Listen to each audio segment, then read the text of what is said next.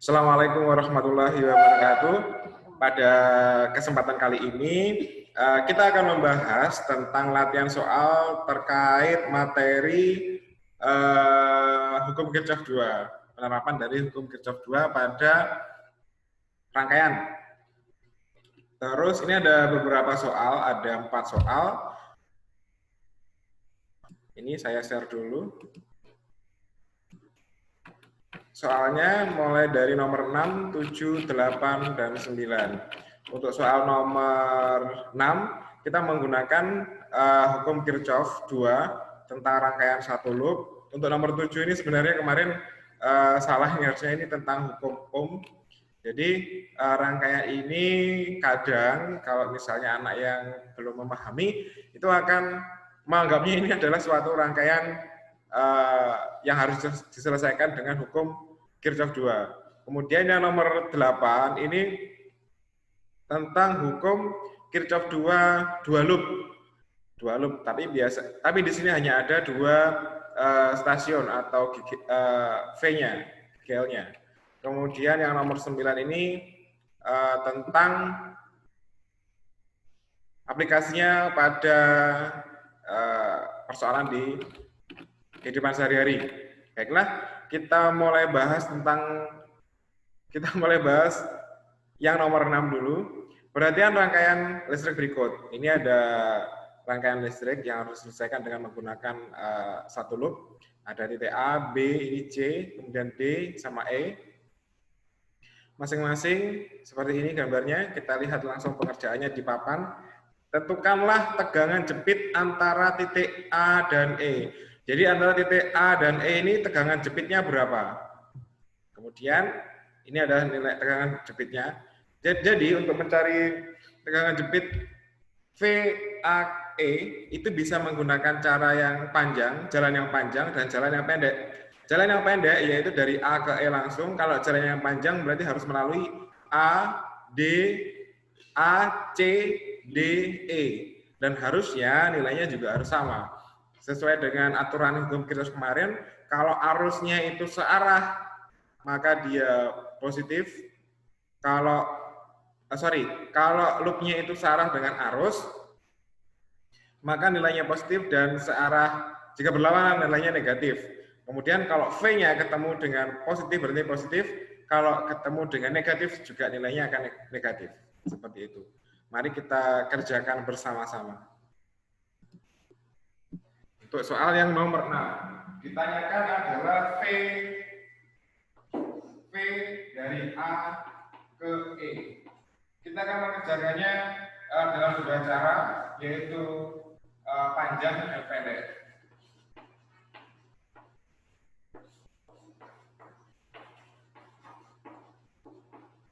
Langkah yang pertama adalah harus menentukan loop-nya. Di sini ada 3 volt, ini ada 9 volt. Otomatis lebih besar 9 volt. Kita buat arah loop yang searah dengan keluarnya arus. Nih, seperti ini. Kemudian kita gunakan hukum Kirchhoff 2 untuk menentukan arusnya. Jadi sigma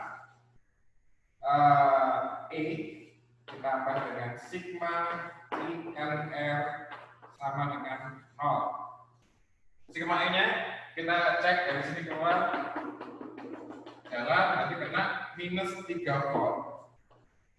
Jalan lagi minus 9 ditambah I kali R-nya ada 2 tambah 3 tambah 1 sama dengan 0. Jadi ini min 12 ditambah 6I sama dengan 0. Berarti 6I sama dengan 12. Berarti I-nya sama dengan 2 ampere. Arus yang melalui rangkaian ini itu 2 ampere. Sekarang kita mencari VAE. VAE yang pertama dengan jalan pendek.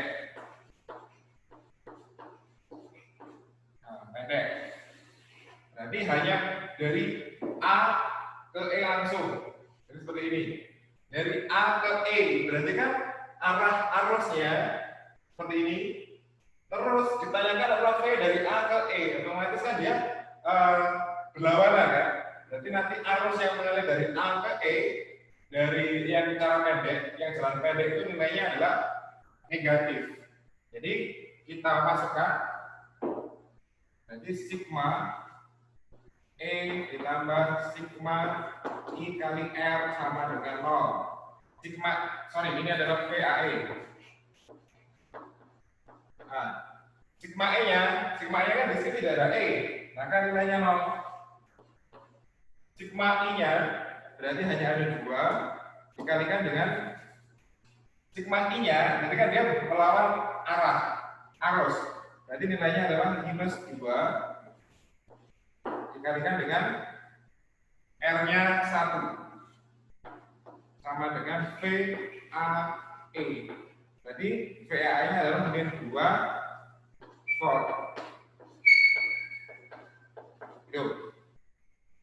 Kemudian, apakah hasil ini sama dengan cara yang panjang?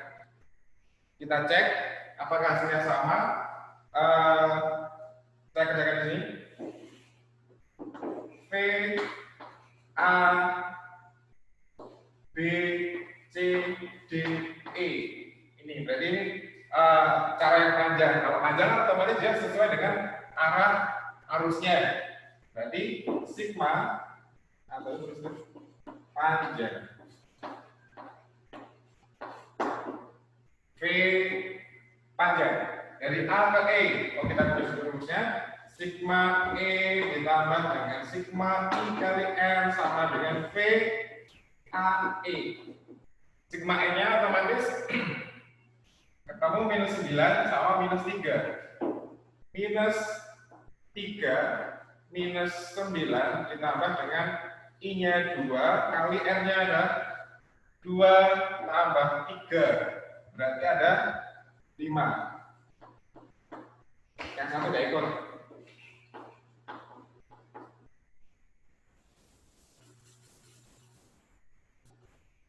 Jadi ini adalah minus 12 ditambah 10 sama dengan VAE. Berarti ada minus 2 volt. VAE. Jadi harus sama nilainya. Meskipun menggunakan jalan yang panjang maupun jalan yang pendek, nilai V-nya harus sama. Oke, lanjut ke soal yang nomor 7.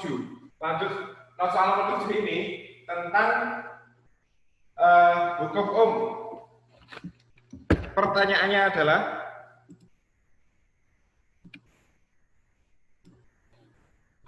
nomor 7, tentukan arus yang mengalir pada masing-masing resistor. Ya sudah, kalau misalnya ini kan rangkaiannya adalah rangkaian paralel. Kalau rangkaian paralel otomatis I-nya berbeda, V-nya sama. V yang mengalir pada R1 dan R2 sama, yaitu besarnya 20 volt.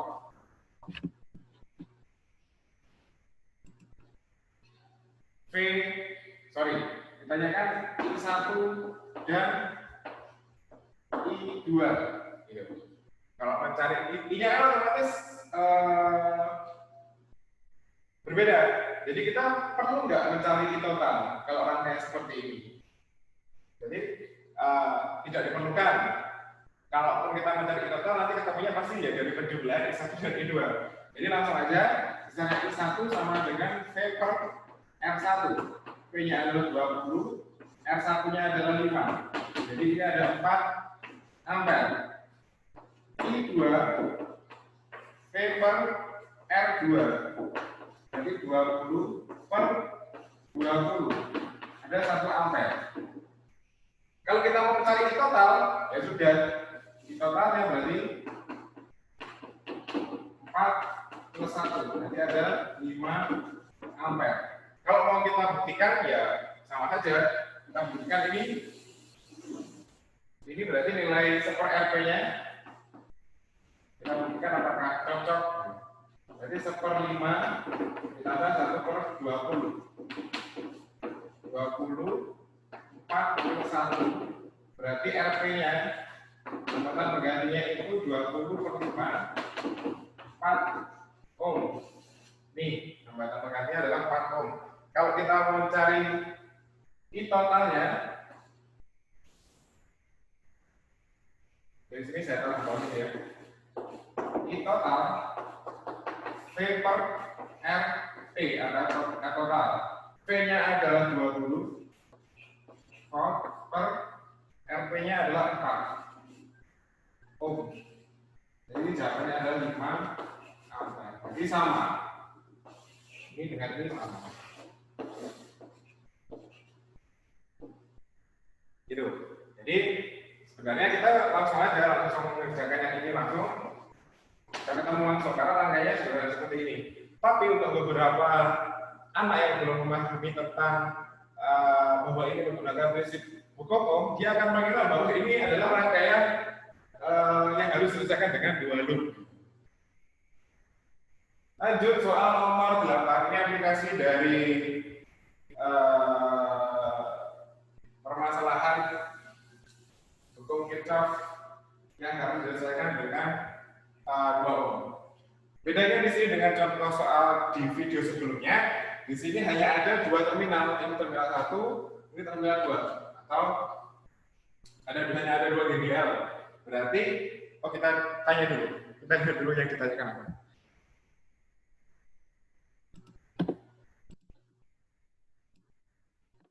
Soal nomor 8 yang ditanyakan adalah tentukan besar arus listrik yang melewati R3. Berarti kita mencari nilai I3 di sini. Tanyakan I3. I3-nya berapa? Langkah yang pertama adalah kita harus menggambarkan arah loop-nya. Jadi kan kemarin sudah kita tahu bahwa caranya menentukan loop adalah dengan arah yang sama, memutar keran seperti ini atau seperti ini. Seperti ini. Jadi tidak boleh gini, nggak boleh, gini nggak boleh, tapi harus begini. Seperti ini. Selanjutnya kita seperti kan dari gambar ini 6 volt, 9 volt, otomatis kita buat arah loopnya ke sini. Nah, kita gambarkan arusnya. Berarti ini akan ada I1, ini ada I2, dan ini ada I3. Nanti nilainya I3 itu sama dengan I3 itu sama dengan I1 plus I2. I3 sama dengan I1 plus I2. Ini menggunakan persamaan 1. Atau langsung saja ini kita supaya mudah untuk mensubstitusi, berarti jangan I3 yang dijadikan yang kita cari. Yang kita cari kan I3, jadi jangan menggunakan I3 sebagai variabel terikatnya. Jadi kita cari misalnya I2, misalnya I3 dikurangi I1. Ini kita gunakan sebagai persamaan 1. Kemudian kita lihat dari masing-masing rangkaian, kita gunakan ini sebagai loop 1 dan loop 2. Kita lihat loop 1.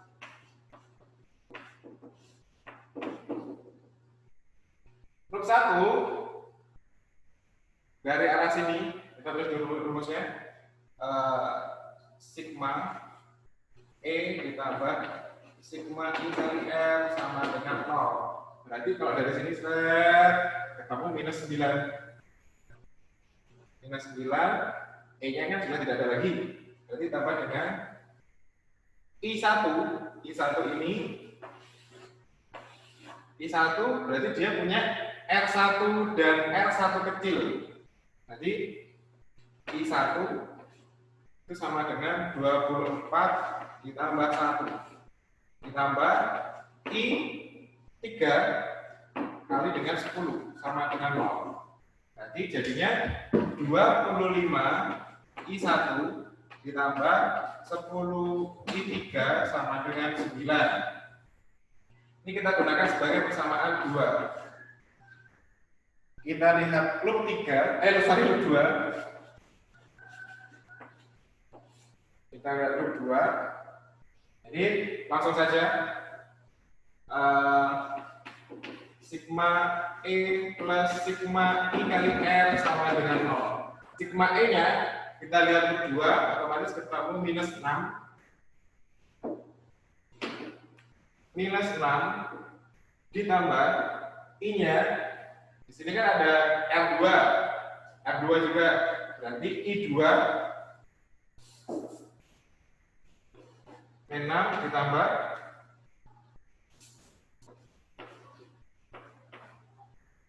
I2 dalam kurung 9 ditambah 1.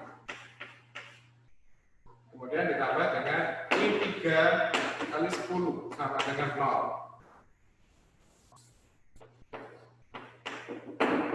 Nah, jadi hasilnya adalah 10 I2 tambah 10 I3 sama dengan 6.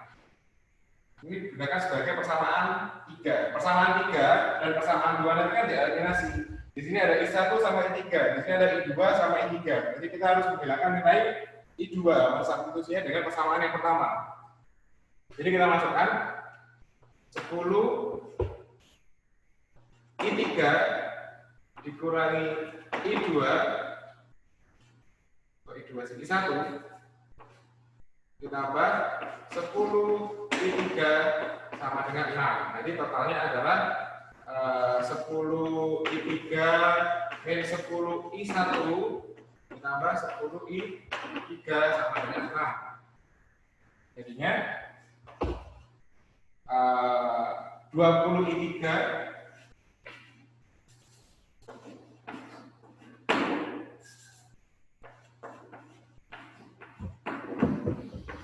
min 10 I1 sama dengan 6. Ini gunakan sebagai persamaan 3. Kemudian persamaan 3 dan persamaan 2 kita eliminasi.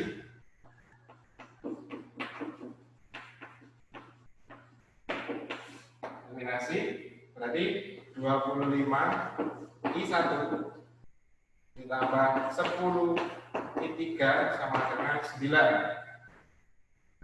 Ada minus 10.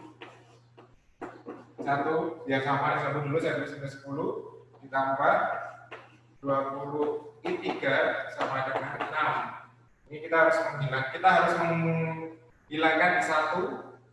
Jadi yang atas kita kalikan 2, yang bawah kali dengan 5.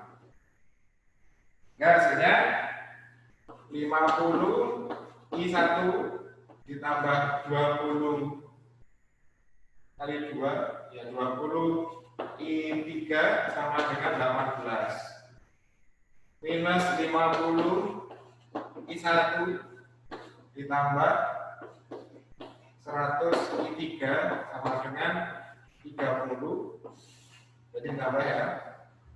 Tambah berarti ini ada 120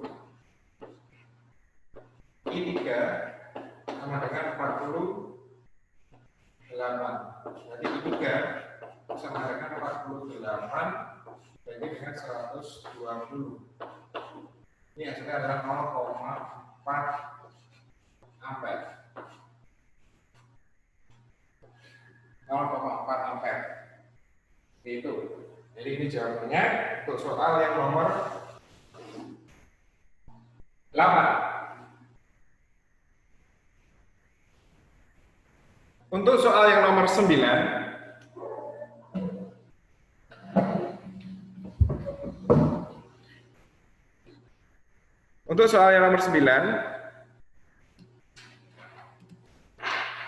pertanyaannya adalah sebuah keluarga menggunakan PLN 1000 watt. Ini saya hapus ya kan?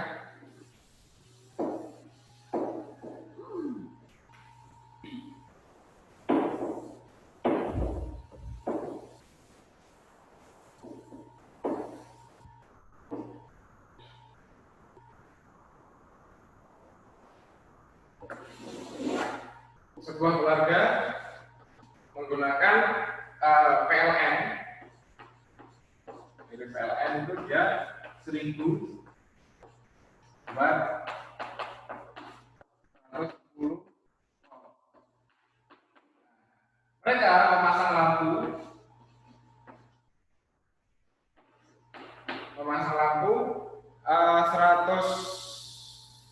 watt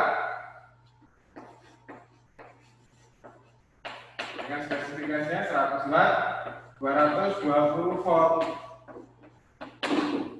Berapa jumlah lampu yang bisa dipasang? Lampunya berapa? Kira-kira kalau misalnya PLN-nya 1000 watt, tegangannya 110, dipasang dengan 220 watt, apa yang akan terjadi? Jadi lampunya harusnya spesifikasinya sama dengan 110 juga. Supaya tidak redup, apakah nanti redup, kita lihat dulu nilai hambatan. Ini bisa mengerjakan dengan dua cara. Langkah yang pertama adalah kita mencari hambatan pada PLN. Ini saya buat dua cara. Langkah yang pertama adalah kita mencari RPLN. RPLN. Kan kita punya P sama dengan P kuadrat per R. Jadi R sama dengan P kuadrat per P. P kuadratnya adalah 110 kali 110 bagi dengan P-nya 1000. Maka coret 121, berarti ini adalah nilai hambatannya 12,1 ohm. Kemudian kita cari yang kedua, R lampu. R-nya lampu, P, R langsung aja, P kuadrat per P. Ini berarti dia 220 per P-nya adalah 100.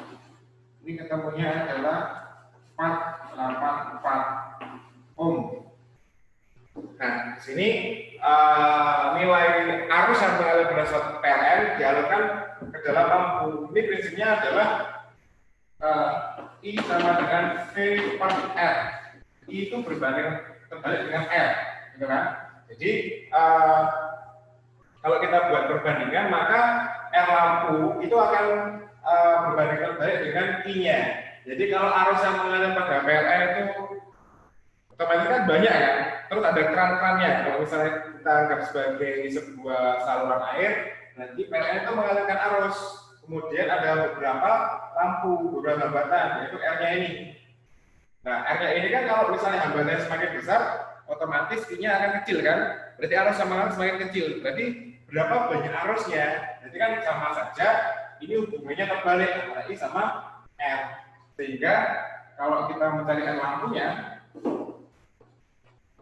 itu sama dengan 484 dibagi dengan 12,1. Itu hasilnya adalah 42. Ini untuk yang cara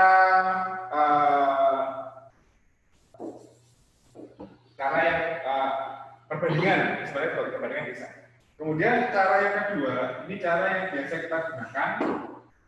Kita harus mencari besarnya. Kita harus mencari besarnya tegangan P pada yang bekerja di lampu. P yang bekerja pada lampu. Ini kan P-nya tertulis P-nya kan tertulis 100 watt. Tapi hambatannya, tegangannya 220 volt. Sedangkan dia pada PLN kan 110 volt. Jadi P sesungguhnya lampu itu berapa sih kalau dialirkan pada 110 volt? Jadi P sama dengan V kuadrat per R. V kuadratnya adalah V-nya PLN. V PLN. Hambatannya adalah hambatan pada lampu. R lampu. Gitu. Jadi V kuadratnya adalah 110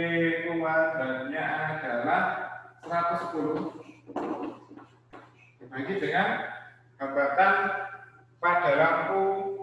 Ini ya, hambatan pada lampu kan berarti ada 484. Jadi kalau kita hitung berarti 12100 dibagi dengan 484. Ini berarti 4 kali 100 bagi 4 berarti 25 watt. Jadi sebenarnya daya pada lampu di saat ini kan lampunya 100 watt dengan spesifikasi 100 watt 220 volt, tapi dia dipasang pada 110 volt. Berarti daya yang tertulis di lampu ini, tapi daya yang bekerja sesungguhnya hanya 25 watt. Jadi lampu yang seharusnya terang itu dia jadi redup. Karena dia dipasang pada 110 volt. Maka untuk mencari berapa banyak lampunya, N lampu itu sama dengan N lampunya berarti daya pada PLN PLN dibagi dengan ini PAP ya. Pada PK ya, P yang bekerja. PLN ada 1000 dibagi dengan 25. 42. Jadi konsepnya adalah saat kita punya lampu dengan spesifikasi yang lebih besar tegangannya daripada yang dimiliki PLN, berarti dia lampu yang kita pasang itu yang harusnya terang 100 watt jadinya hanya 25 watt seperti itu. Ini yang biasa kita pengerjaan biasa digunakan adalah yang seperti ini. Jadi alur berpikirnya kelihatan, gitu. Pemahamannya bisa kelihatan.